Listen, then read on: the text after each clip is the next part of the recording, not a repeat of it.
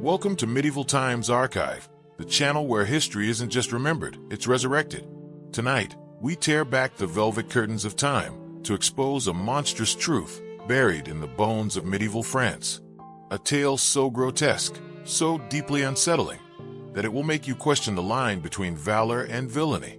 This is not a story for the faint of heart. This is the true account of a man who once rode beside a saint, only to become a symbol of pure evil.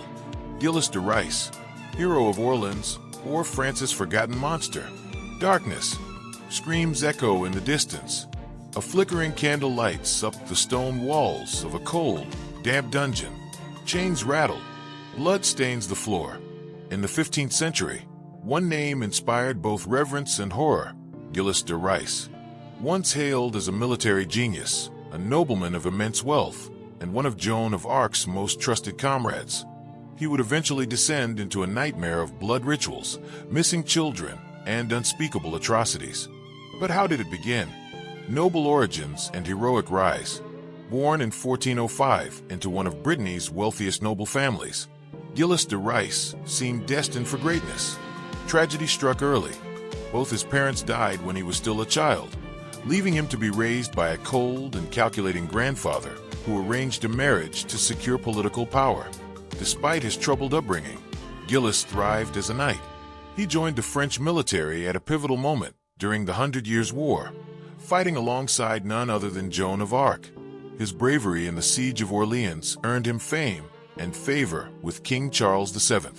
In recognition of his service, Gilles was granted the prestigious title of Marshal of France, a pinnacle honor that marked him as one of the kingdom's elite. But the higher he rose, the farther he had to fall.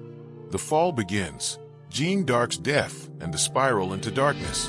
In 1431, Joan of Arc was captured by the English, tried for heresy, and burned alive at the stake. Gilles witnessed the church's betrayal of a woman he admired and fought beside. Something inside him broke. He withdrew from military life. Lost and disillusioned, he turned to extravagance to fill the void. He spent his fortune on theater productions, massive feasts, and Baroque renovations to his castles. He built chapels and hosted parades to showcase his wealth. But beneath the glittering surface, his soul was rotting. Desperate to reclaim his lost glory, he turned to the occult. He summoned alchemists, sorcerers, and astrologers to his court, hoping that magic could restore the luck of the battlefield. It was the beginning of his descent into hell. Children began to disappear. By 1432, rumors began to swirl around the countryside. Children, mostly peasant boys aged 6 to 14, were vanishing without a trace near Gilles' properties.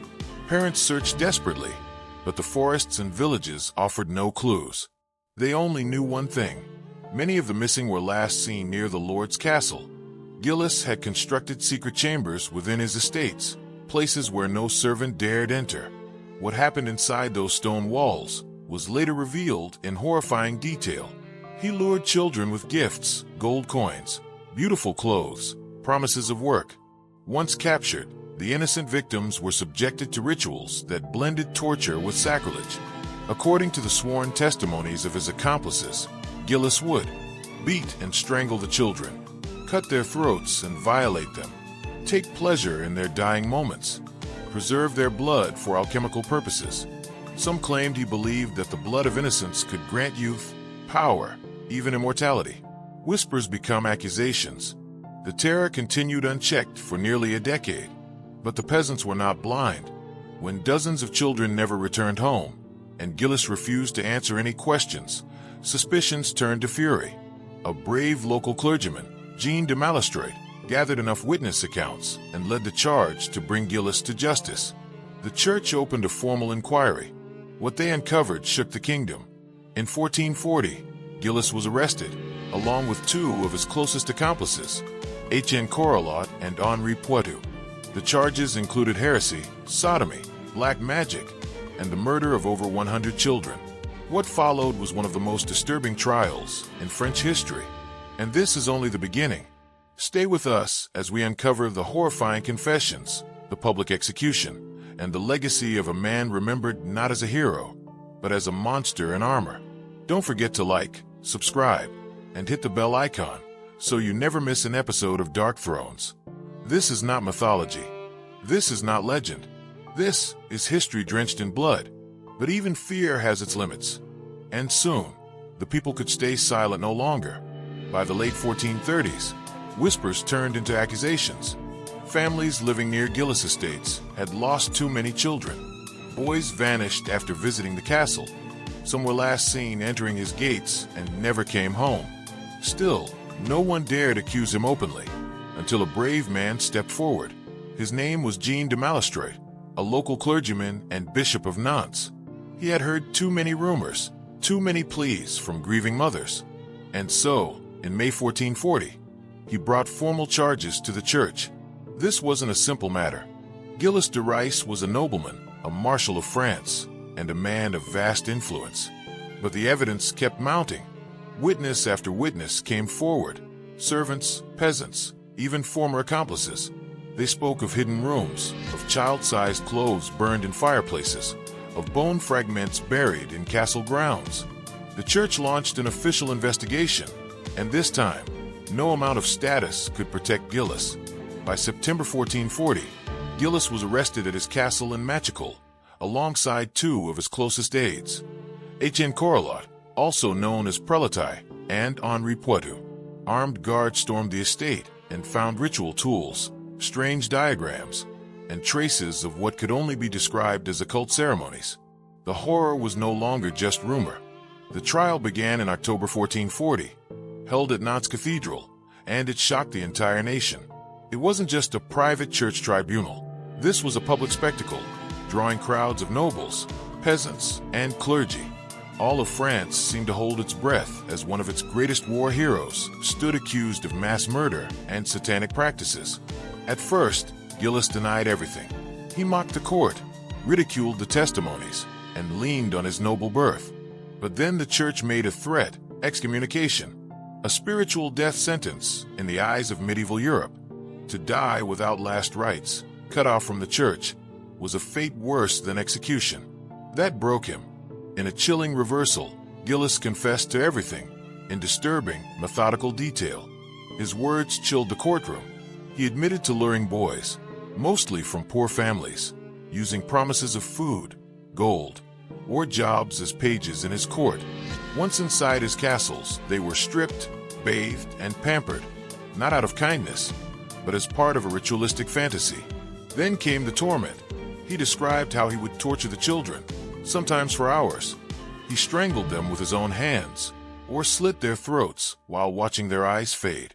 Others were sexually assaulted before being killed. Worse still, he confessed to taking pleasure in watching their agony, often weeping over their dead bodies, claiming it was a spiritual experience. Some accounts suggest he believed that a child's final breath carried mystical power, capable of restoring fortune, or even granting eternal youth.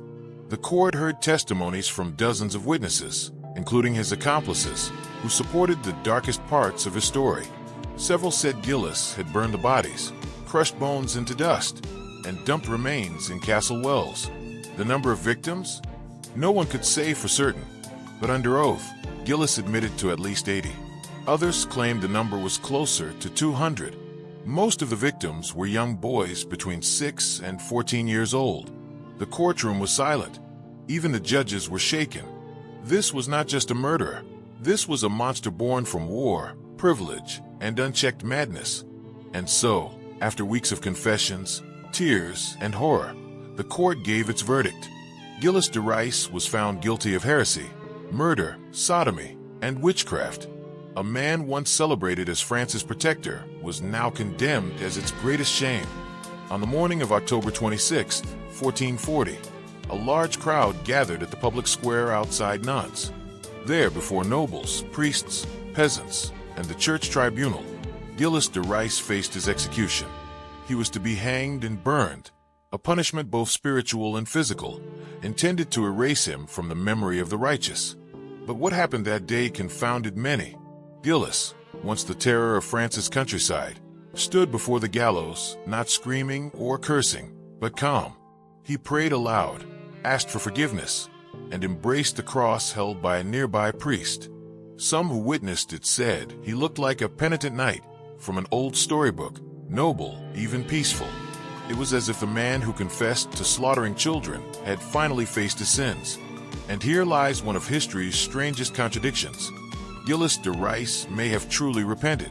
The church even permitted his body to be buried in consecrated ground, an act not usually granted to heretics or murderers. Was this a sign of mercy, or an acknowledgement that something deeper, more tragic, had unfolded? But the story doesn't end with the flames. In the centuries that followed, questions began to rise. Some scholars argue that Gilles was framed, a victim of political greed. His lands were valuable, his wealth, nearly depleted, still held enough power to threaten rival nobles. The church and crown may have used the accusations to seize his remaining assets and eliminate a dangerous, unpredictable figure. After all, trial records were kept by those who wished him gone. Confessions could be forced. Witnesses could be coached. Torture was a common method of interrogation. Could it be that Gilles was guilty, but not to the scale they claimed? Or worse, was he innocent, condemned by a world that feared his eccentricity and past glory? Modern historians remain divided. Some insist the evidence is overwhelming and the witness testimonies too consistent. Others argue that mass hysteria, superstition, and political maneuvering shaped the case more than actual proof. Whatever the truth, Gilles de Rais lives on in myth. His legend became the seed for one of France's most enduring folk tales, La Barblouille, Bluebeard. In the story, a wealthy nobleman murders his wives and hides their bodies in a locked room. While the tale was later romanticized, the chilling origin is widely believed to be inspired by Gilles' crimes. And perhaps that's fitting, because Gilles de Rais is not just a figure of history, he's a symbol, a dark reflection of power unchecked, of a soul corrupted by war, privilege, and obsession. He reminds us that monsters do not always come in the form we expect. Sometimes they ride beside heroes. Sometimes they wear medals. Sometimes they are celebrated before they are feared. Candle, evil does not always appear cloaked in darkness. Sometimes it rides a white horse and is praised by the crowd. Gilles de Rais serves as a haunting reminder. The true horror often hides behind the mask of nobility. A lesson not just from the 15th century, but for every age that follows.